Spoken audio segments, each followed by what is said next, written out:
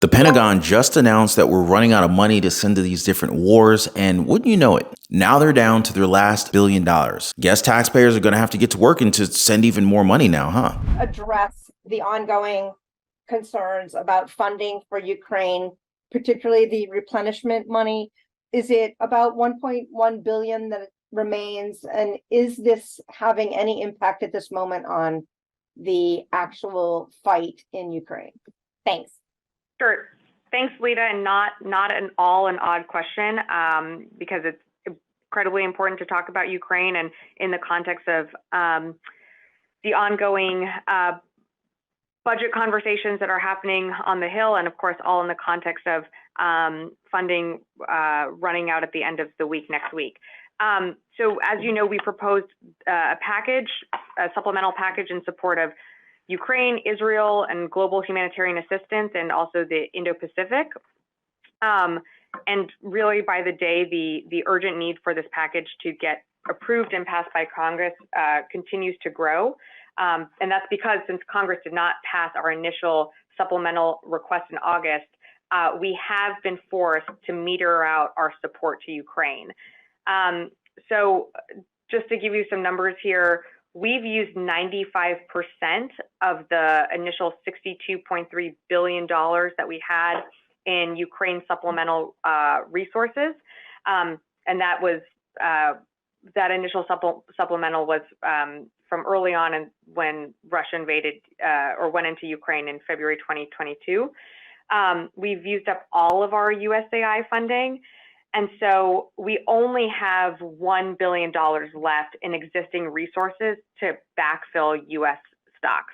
Man, I wonder how it feels to be down to like your last $1 billion. Must be tough, huh? And I know it's no joking matter, but I don't see how the struggles here at home are humorous either. Y'all know what I'm saying, right? So now they're pushing for Congress to approve the $106 billion request for emergency funds that will be sent both to the Ukraine and to Israel, with the majority of it, $61.4 billion of it going to the Ukraine. Now, I always try and spark that fire in your mind. I want to ask you a simple question. Do you still agree that people of this country should continue to fund this war or others like it? Because believe me, if it wasn't for us taxpayers, those funds that they talked about, they would be long gone. Comment a quick yes or no to that question and why you guys are thinking about it. Don't forget to drop a like for the video, share this video with your friends, and subscribe to the channel. Turn on all notifications so you receive everything that you deserve to know about the state of our country and beyond. I appreciate that, guys. So getting back to the topic at hand and the discussion that we're having regarding funding, it looks as if some tension is building when it comes to the Biden administration's firm support for Israel. You see, President Biden had to backtrack a little bit. He had to kind of like bite his tongue when it came down to how much support he showed, because Israel, well, they may have disrespected him by pushing to continue the war even though he's calling for pauses. The backlash was that more than 1,000 USAID employees signed a letter that called for ceasefire in the war. But for anybody who might not be aware, USAID, it's our agency for providing aid. So I don't think getting on their wrong side is a good idea. I mean, it's not like they can do anything about it if Congress moves, but you get what I'm trying to say, right? It's not a good look if these folks don't support the same cause as you, especially as hostages continue to be in danger, a concern that many people have across the entire share. I guess this is why the president has changed his tune when it comes to these ceasefires. Mr. President, why is the delay in getting hostages out?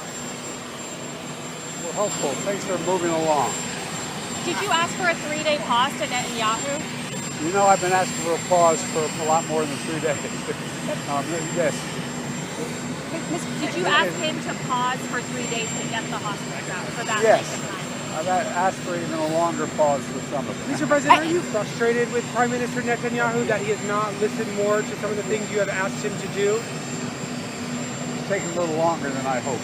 That last question probably stung, huh? Because that's the right question. We're arming and funding Israel while they ignore the call of the president. I mean, it's kind of weird to say at the very least. But the latest on this is that they've finally listened. Well, kind of. Israel has agreed to have daily 4-hour pauses of military operations in northern Gaza, probably to give way to stop the violence and get some much needed humanitarian help and aid to the people. But it's been confirmed that it did not come easy. In fact, John Kirby, the National Security Council spokesperson, admitted that there was a lot of talk needed to get Israel to do this. Now, while they're having pauses over there, the Pentagon has recently confirmed that new attacks have hit our troops in the Middle East, not just once, but 4 times, guys. This after the US struck an Iranian facility in Syria. You know, since the start of this entire thing back on October 17th, our troops have been attacked more than 45 times, with more than 50 of our troops getting injured. Can you believe that? With all of this talk of conflict, though, the same curious question just keeps on popping up. Who's going to face this war with recruitment numbers as low as they are? You see, it's just so bad that the Air Force is now forced to change things up. What's happening over there? Well, they recently announced that the maximum age for enlisting applicants has been raised to 42 years old. I guess numbers are just really down since the maximum age before that was 39 years old. They're saying, though, that even though they've raised the age, it doesn't mean that the older folks will get much slack when it comes to qualifying for the Air Force. They're supposedly facing the same accession requirements as those younger than them. So the Air Force was also defensive when asked about new recruits being too old. And, well, is 42 the new 30 now? Here's my question, though. How many of you guys are between the age of 40 and 42 thrilled to hear this news?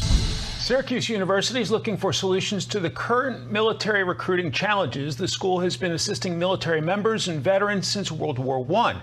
Its National Veterans Resource Center currently supports 40,000 veterans a year. Joining me now is the Syracuse University IVMF Managing Director and Army veteran, Nick Armstrong. Nick, welcome. Thanks, Mike. So what is your organization doing to help the recruiting crisis? Sure. So just this last Thursday, as many know, this year marks the 50th anniversary of the all-volunteer force. Of course, a lot has been reported of late around how the military is struggling with recruiting. The Army missed its recruiting goal for the 2nd year in a row. However, at the same time, what many might not know quite as much with higher education is, there's a coming demographic cliff coming to universities. So in about a year or two, you're going to start seeing a decline in high school eligible students, presenting a potential situation where the military and higher education could be competing for the same American youth.